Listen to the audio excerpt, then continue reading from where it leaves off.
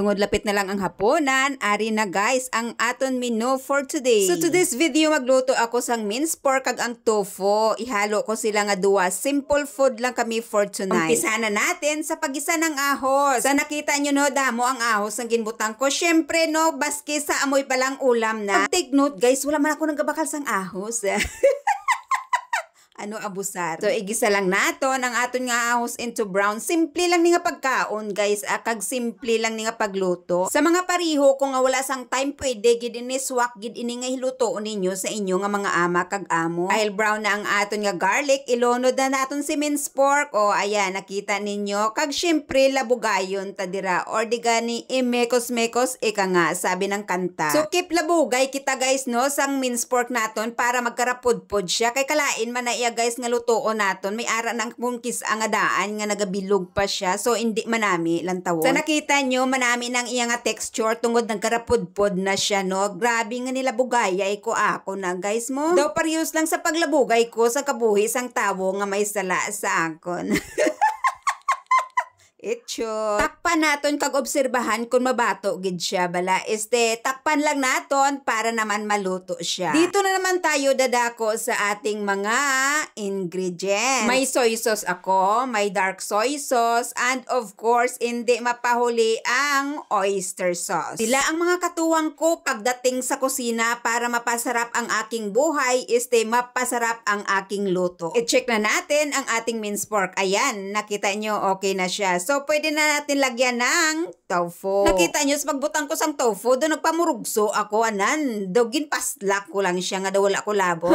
Wala lang kamo guys, kabalo kung ano ang naramdaman ko ngayon, gutom na talaga ako dahil katakam-takam ang luto ko. Iingat-ingatan natin sa paghalo, katulad sa pag-ingat natin sa inyong puso. Diba?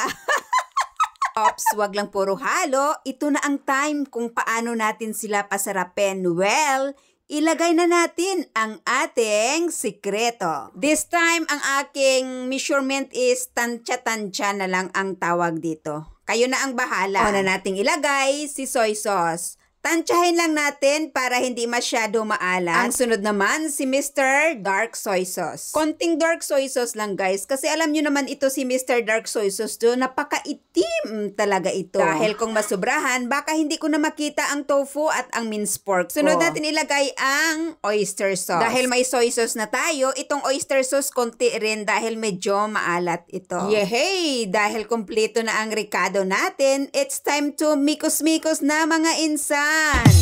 Magmekos-mekos na insan. Mekos to the left, mekos to the right. Everybody mekos-mekos left and right. Mekos to the left, mekos to the right. Mekos-mekos for masarap, all right.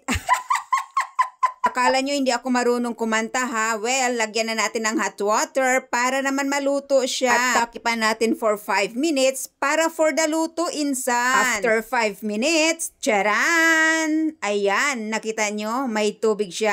Hayaan lang natin siya nakabukas habang kumukulo mga insan. Para mag-reduce ang tubig at maging kalo-kalo ang style niya. After 3 minutes mga insan, ganito na siya. Ayan. It's time to tikim na mga insan ko. So, ito na guys, tikpan natin yung niluto nating tofu with minced pork.